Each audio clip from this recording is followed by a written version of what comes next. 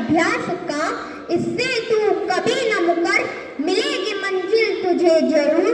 बस बात ये कंठस्थ कर, बस बात ये कंठस्थ कर। आदरणीय प्राचार्य महोदय, शिक्षकगण, निर्णायक मंडल के सदस्य और मेरे प्यारे साथियों, आज मैं पांडे अभ्यास के महत्व पे अपना विचार प्रस्तुत करने जा रहा हूँ। अभ्यास अर्थात बार बार किसी काम को करना। अभ्यास का अर्थ है एक ही क्रिया को निरंतर बार दोहराते जाना जब तक आप उस काम में सफल न हो जाएं। अपने अपने क्षेत्रों में जो भी व्यक्ति सफल हुए हैं, उनकी सफलता में अभ्यास की महती भूमिका रही है। अभ्यास से मूल से भी मूल व्यक्ति विद्वान बन सकता है।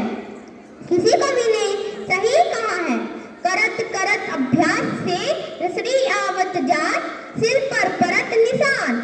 अर्थात कुएं की जगत के पत्थर पे बार बार रस्सी के आने जाने से निशान पड़ जाता है। इसी प्रकार बार बार अभ्यास करने से मूर्ख भी पंडित बन सकता है। अभ्यास की शक्ति को मानो ही नहीं, अपितु पशु पक्षी भी महत्व देते हैं। यदि पशु पक्षी भी महत्व देते हैं। मधुमक्खियां फूलों का रस एकत्र करती हैं और अमृत तुल्य शहद बनाती हैं। जब नन्ही चींटी अपने लिए अनाज का टुकड़ा इकट्ठा करती है, तो इस प्रक्रिया में बार बार उसके मुंह से वह अनाज का टुकड़ा गिर जाता है, लेकिन वह चलने का अभ्यास करती है और अपने गंतव्य तक भार उठाती है। करत लहरों से डरकर नौका पार नहीं होती, कोशिश करने वालों की कभी हार नहीं होती।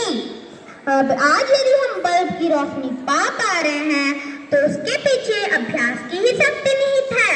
यदि हम अभ्यास की शक्ति ही निहित है, यदि सर ने बार बार असफल होने के बाद भी अभ्यास करना नहीं छोड़ा और एक दिन उस वस्तु की खोज कर डाली जिसने पूरी दुनिया में रोशनी भर दी। अभ्यास के बिना विद्या भी निरर्थक हो जाती है। चाकू की धार को बनाए रखने के लिए उसे उपयोग में लाना जरूरी होता है, नहीं तो उस पे जंग लग जाता है और वह अनुपयोगी हो जाती है। अभ्यास सफलता का मूल मंत्र है। अभ्यास हमें वो बनाएगा जो हम बनना चाहते हैं। यदि हम अपने जीवन को एक नई दिशा प्रदान करते हैं, तो दूसरों के लिए हम प्रेरणा स्रोत बन सकते हैं। खुद ही को कर बुलंद इतना कि हर तकदीर से पहले खुदाबंदी से पूछे, बता तेरी रजा क्या है। धन्यवाद। आपका दिन मंगल। धन्यवाद। को मंच पर आमंत्रित करता हूँ।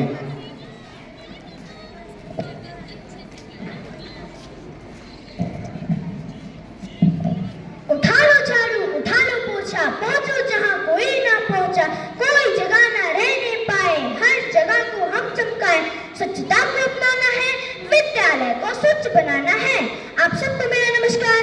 मैं भार्गवी श्रीवास्तव इस मंच के द्वारा अपने विद्यालय को स्वच्छ रखने में अपना योगदान आप सबके साथ साझा करने जा रही हूँ।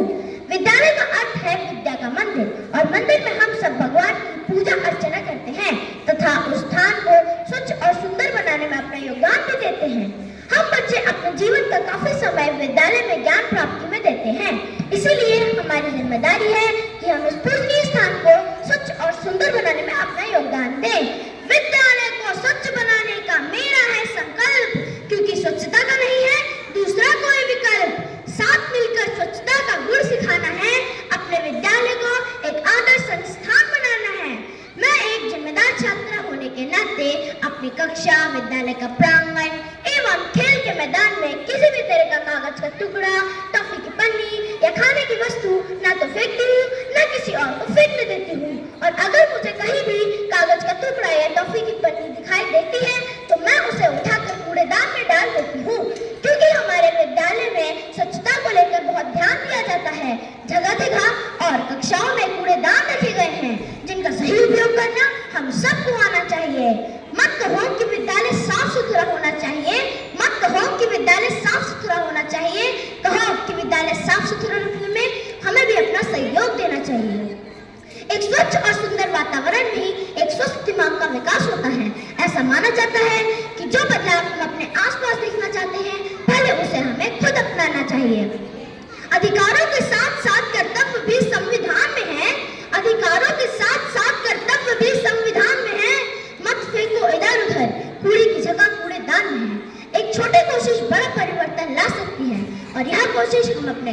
विद्यालय से कर सकते हैं।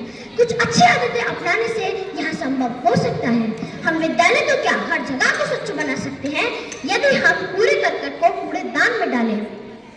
हमारे विद्यालय को स्वच्छ रखने में सबसे बड़ा योगदान हमारे सफाई कर्मचारियों को जाता है, क्योंकि वह प्रतिदिन शौचालय, कक्षा और जगह जगह को साफ करते रहते हैं।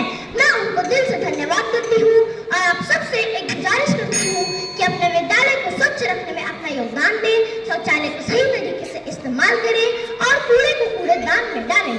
स्वच्छता ही सेवा है, गंदगी जानलेवा है। धन्यवाद। स्वच्छ रहे, स्वस्थ रहे, मस्त रहे।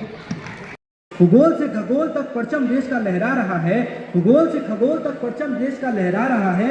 कलाम की नजरों से देखो सुखद सवेरा आ रहा है, कलाम की नजरों से देखो सुखद सवेरा आ रहा है। नमस्कार, मैं स्वास्थ्य मिश्रा सदर सदन की ओर से दिए गए विषय के विपक्ष में अपने विचार प्रस्तुत करने जा रहा हूँ।